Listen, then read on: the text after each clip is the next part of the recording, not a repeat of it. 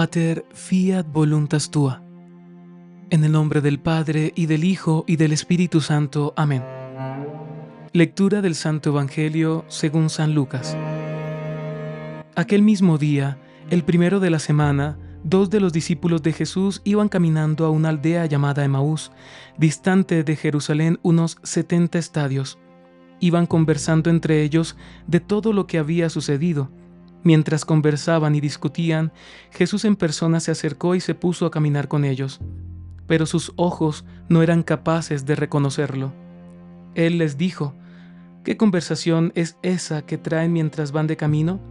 Ellos se detuvieron con aire entristecido, y uno de ellos, que se llamaba Cleofás, le respondió: ¿Eres tú el único forastero en Jerusalén que no sabes lo que ha pasado allí estos días? Él les dijo: ¿Qué? Ellos le contestaron: lo de Jesús de Nazaret, que fue un profeta poderoso en obras y palabras, ante Dios y ante todo el pueblo. Cómo lo entregaron los sumos sacerdotes y nuestros jefes para que lo condenaran a muerte y lo crucificaron. Nosotros esperábamos que él iba a liberar a Israel, pero con todo esto ya estamos en el tercer día desde que esto sucedió. En verdad que algunas mujeres de nuestro grupo nos han sobresaltado, pues habiendo ido muy de mañana al sepulcro y no habiendo encontrado el cuerpo, vinieron diciendo que incluso habían visto una aparición de ángeles que dicen que está vivo. Algunos de los nuestros fueron también al sepulcro y lo encontraron como habían dicho las mujeres, pero a él no lo vieron. Entonces él les dijo: «Qué necios y torpes son para creer lo que dijeron los profetas. ¿No era necesario que el Mesías padeciera esto y entrara así en su gloria?» Y comenzando por Moisés y siguiendo por todos los profetas, les explicó lo que se refería a él en todas las Escrituras. Llegaron cerca de la aldea a donde iban, y él simuló que iba a seguir caminando, pero ellos lo apremiaron diciendo: «Quédate con nosotros, porque atardece y el día va de caída». Y entró para quedarse con ellos. Sentado a la mesa con ellos, tomó el pan, pronunció la bendición y lo partió y se lo iba dando a ellos. Y se les abrieron los ojos y lo reconocieron, pero él desapareció de su vista. Y se dijeron el uno al otro: ¿no ardía nuestro corazón mientras nos hablaba por el camino y nos explicaba las Escrituras? Y, levantándose en aquel momento, se volvieron a Jerusalén, donde encontraron reunidos a los 11 con sus compañeros, que estaban diciendo: «Era verdad, ha resucitado el Señor y se ha aparecido a Simón». Y ellos contaron lo que les había pasado por el camino y cómo lo habían reconocido al partir el pan. Palabra del Señor. Gloria a ti, Señor Jesús.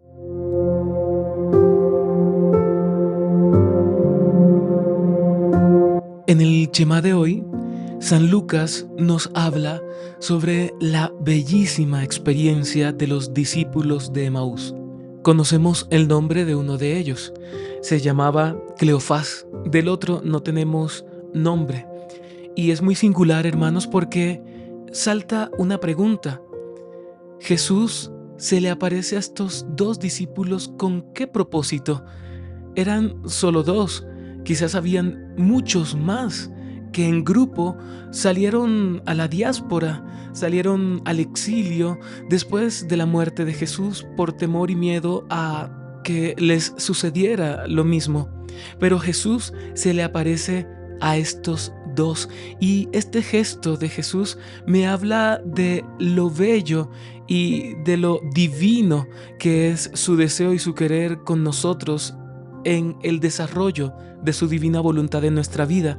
Porque alguno podría decir: Jesús se le apareció a 2 discípulos sencillos, de los que nadie habla, de los que nadie tiene mucha razón dentro de las Sagradas Escrituras, dentro de la Biblia, y se les aparece. Pues es que el Señor a todos nos ve con especial predilección. Para el Señor no hay uno como que este sí, pero este no. No, tú eres importante para el Señor, como lo es el ministro ordenado, como lo es el sacerdote, el cardenal, como lo fue el Papa, por ejemplo. Eres muy importante para el Señor y el Señor sale a tu encuentro sin necesidad de que seas una persona a la cual muchos sigan o de la cual muchos hablen. El Señor te sale al encuentro allí en tu silencio. El Señor te sale al encuentro allí en tu pequeñez, en tu sencillez, en tu humildad, en tu ser desconocido para el mundo.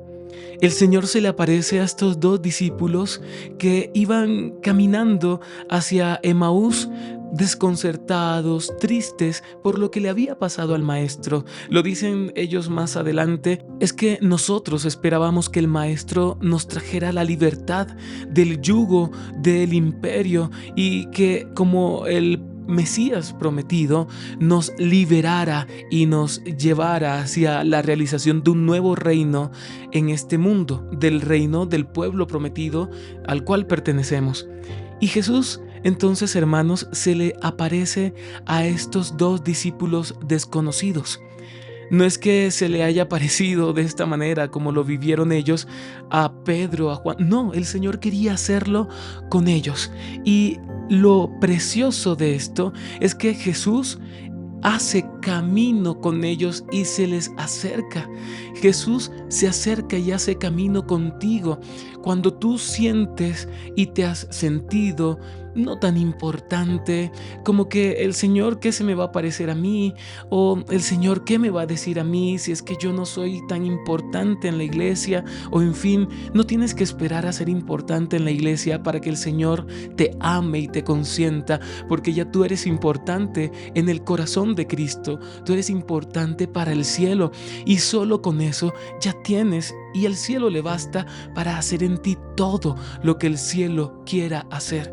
Solamente tú debes disponerte y abrir tu corazón y así el cielo podrá hacer en ti todo lo que el cielo quiere en ti y para ti. Si tú no te dispones, no vas a obtener del cielo lo que Dios quiere darte, porque recuerda, eres importante para Dios.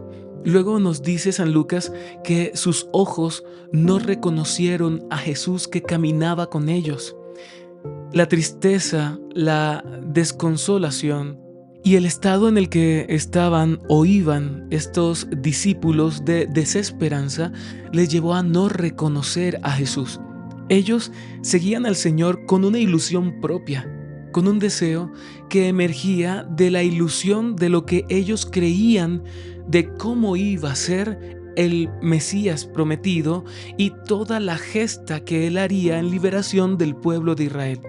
Ellos estaban allí, iban allí con una ilusión rota. Por eso, hermanos, cuán importante es pedirle al Señor que purifique nuestros deseos, nuestras intenciones, pero también que purifique nuestros sueños e ilusiones, que quite y arrebate de nosotros las ilusiones que no nos permiten ver con claridad los sueños que Él mismo pone en nuestro corazón, porque podemos ilusionarnos con irrealidades que no responden realmente a las promesas que Dios nos ha dado. Y al nosotros ilusionarnos, entonces estamos poniendo nuestra fe y nuestra esperanza en cosas que no son o no están de acuerdo a la divina voluntad. Por eso, cuán importante es decirle: Señor, aparta y aleja de mí las ilusiones. Las ilusiones tienen que ver con eso que está en el mundo de lo no irrealizable, no porque Dios no lo pueda realizar, sino porque está en el mundo de las ideas propias, egoístas del ser humano, que no tienen que ver y no se conjugan con la realidad propia de la voluntad divina de Dios, que sí es realizable en nuestra vida porque Dios sobre ella tiene control. Dios no tiene control sobre tus pensamientos e ilusiones e ideales propios y egoístas. Dios tiene control sobre su divina voluntad, que sí es realizable sobre el hombre, aun cuando el hombre piense que es irrealizable en su historia. Ahora bien, ante la pregunta de Jesús sobre qué vienen hablando, ellos le comentan todo lo sucedido con su Pascua, con la Pascua del Señor, desde su óptica. Y el Señor luego los amonesta diciendo qué necios y torpes son para creer lo que dijeron los profetas. Y el Señor empieza a explicarles todo lo que decían las Escrituras sobre Él en cuanto a su llegada. Y nos dice el texto que empieza desde Moisés hasta Juan el Bautista quizás, pero ni así se le abrían los ojos a estos dos discípulos. Y con esto nos vamos dando cuenta o vamos adentrándonos en la conciencia de lo que ya viene posteriormente en el testimonio de los discípulos de Emaús. Y es que Jesús simplemente hace el ademán de seguir el camino, y estos discípulos que aprendieron muy bien de Jesús para darle posada al forastero, le dicen a Jesús que se quede con ellos, pues la tarde ya estaba cayendo. Y Jesús entra para quedarse con ellos. Cuán bello es esta referencia dentro de este testimonio, hermanos, a la súplica que le hacen las almas a Dios de que se quede con ellos, y Dios responde innegablemente a esa súplica. No nos dé miedo decirle al Señor: quédate conmigo, Señor. Tampoco nos llenemos de escrúpulos al decirle o pedirle al Señor que se quede con nosotros, porque el Señor verdaderamente se queda contigo cuando tú se lo pides. El Señor responde con amor a la súplica ardiente de sus hijos amados. Él se queda verdaderamente. Y luego dice el texto que Jesús, al quedarse, entra y se queda con ellos. Y Jesús empieza a hacer todo el ritual de la Eucaristía. Y aquí, hermanos, entramos a un momento y un elemento importantísimo dentro de este evangelio, porque nos dice el texto de hoy: sentado a la mesa con ellos, tomó el pan, pronunció la bendición, lo partió y se lo iba dando. A ellos se les abrieron los ojos y lo reconocieron, pero él desapareció de su vista. Hermanos, solo hay un regalo del cielo que nos hace abrir los ojos para reconocer al Maestro. No es sola Escritura la que nos hace abrir los ojos, es también el sacramento de la Eucaristía, y nos lo dice el Evangelio de hoy. Es la Sagrada Eucaristía que nos hace ver a Cristo. Nuestros hermanos protestantes tienen como proyecto de salvación, por decirlo así, el enfocarse solo en las Sagradas Escrituras y allí pretender que solo allí Cristo les abra los ojos. Pero estamos reflexionando en este evangelio del día de hoy de los discípulos de Emaús, cómo ellos pretendieron dar testimonio a este forastero, entre comillas, que era Jesús, de lo que habían vivido, y cómo Jesús luego, citándole las Escrituras desde Moisés, les explicaba lo que se decía de él en las profecías, y aún así ellos seguían ciegos. No porque la palabra de Dios enceguezca o nos deje simplemente en la ceguera espiritual, porque la palabra de Dios también es luz evidentemente, pero es que no se puede dejar solo la palabra, sino que debe estar acompañada con el gesto de la Eucaristía, que es sacramento de salvación en el que Cristo se hace verdaderamente presente para quedarse con nosotros. Y allí está, hermanos, el misterio de la Sagrada Eucaristía, pues, como dice el Concilio Vaticano II, la Sagrada Eucaristía es la fuente y culmen de nuestra fe. Y lo vemos aquí porque es la fuente de la que emana todo, de la que se nos abren los ojos para poder mirar hacia el cielo, para poder mirar la cruz, para poder mirar al resucitado y por lo tanto para poder llegar al fin para el cual hemos sido llamados, y es la santidad, y es la presencia eterna de Dios y nosotros allí dentro de su corazón, en esa presencia siempre presente y amorosa. Hermanos, la Sagrada Eucaristía es tan importante en nuestro caminar cristiano que nos hace ver lo que otros no logran ver. Y vemos, hermanos, como también en el texto de los discípulos de Emaús, como el Señor nos habla desde el principio del texto de la Sagrada Eucaristía. Los discípulos de Emaús iban de camino. Nosotros hacemos camino cuando vamos a la Eucaristía. Se encuentra Jesús con ellos y los acompaña, perdonándole también su incredulidad ante la profecía sobre el Mesías, pero también ante el no creerle a Cristo que verdaderamente resucitaría, pues ellos hacen alusión a lo que ya los otros discípulos y mujeres habían experimentado en cuanto a la resurrección del Señor, y el Señor allí les perdona. Luego viene el momento de la liturgia de la palabra, cuando Jesús les habla y les cita las Escrituras sobre lo que dicen de Él. Y luego de la liturgia de la palabra viene ese momento de homilética. Quizás Jesús allí, en medio de el recitarles las sagradas escrituras sobre él, les iba también interpretando a la luz de lo que él mismo vivió y de lo que sus discípulos vivieron sobre la realización de estas escrituras. Y luego de esta homilética viene la presentación de ofrendas, cuando nosotros ponemos ante el altar nuestras peticiones, nuestros deseos, todo aquello que tenemos para ofrecerle al Señor. Y en el contexto de los discípulos de Emaús, ellos tenían para ofrecerle al Señor una posada para que no tuviera que caminar de noche por el peligro que representa la oscuridad en medio de un camino solo, en una persona sola. Ellos le ofrecen su posada y le dicen: te presentamos aquí, Señor, esta posada. Quizás también hicieron presentación de ofrendas en cuanto que pusieron en la mesa el pan para compartirlo, así como en la última cena. Y dentro de esta liturgia eucarística, con esta presentación de ofrendas, el Señor hace y dice las palabras consecratorias. Toma el pan, pronuncia la bendición y lo parte y lo dio. En ese momento ellos se dan cuenta quién está enfrente de ellos y quién les ha dado la comunión.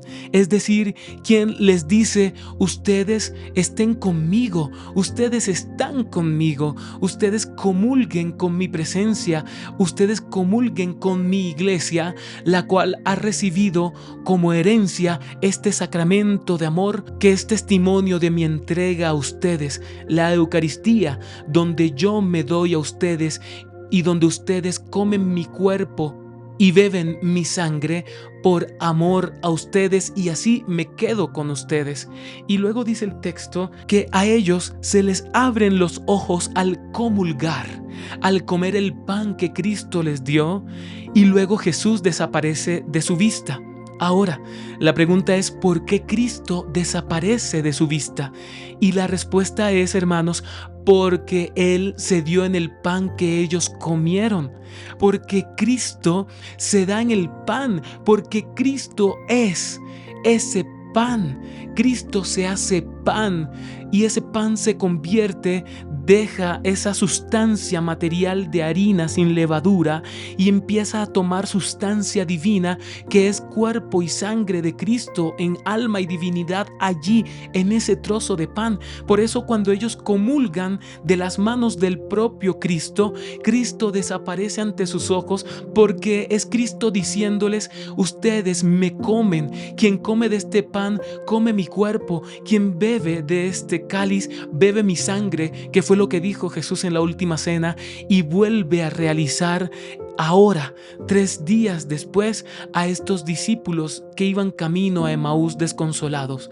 Luego cambia toda la actitud y ellos reciben la esperanza, reciben la fe y el amor que por el comulgar el cuerpo de Cristo tenemos y recibimos del Espíritu Santo. Y luego se preguntan ellos: ¿y es que no ardía nuestro corazón mientras nos hablaba por el camino y nos explicaba las Escrituras? Pues hermanos, el corazón no arde solamente con el escuchar la palabra o leer la palabra. Sí, allí arde, pero el fuego que incendia verdaderamente, ese ardor que se empieza a ver en esa brasa del amor de nuestro corazón, arde en fuego completamente con fuerza y poder por la Sagrada Eucaristía, hermanos.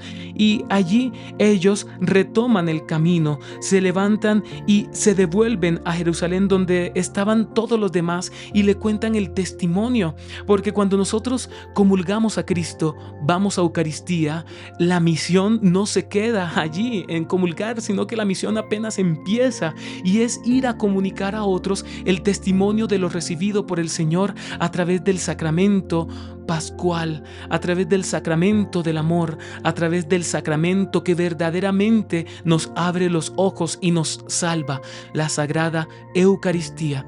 Hermanos, que hoy sea un día también para ir a Eucaristía, que hoy sea un día en medio de este contexto que estamos viviendo también de la muerte del Papa Francisco, sea un tiempo para ir a Eucaristía, para que nuestra fe se reavive en la esperanza de saber que la Iglesia está gobernada por el Espíritu Santo ante quizás un panorama y ante quizás una atmósfera y un horizonte que venga ante nosotros lleno de nubes oscuras y lleno quizás de un nubarrón que venga sobre nosotros y quizás ver la tormenta que se nos aproxima. Ante todo eso, la esperanza de saber que el Maestro se hace presente con nosotros, se queda con nosotros y que nos da de su propio cuerpo y de su propia sangre para que se nos abran los ojos y veamos al cielo lo que nos espera. Esa es la esperanza que nos hace caminar en amor y en libertad. Ahora te invito a que oremos juntos. Santísima Trinidad, Padre, Hijo y Espíritu Santo, mora en mí, sé lo que eres en mí, haz lo que sabes hacer en mí, pues así no me perderé, y por ti podré ver todo como tú lo ves, pues si vives en mí, nunca estaré solo. Amén. Pater, fiat voluntas tua.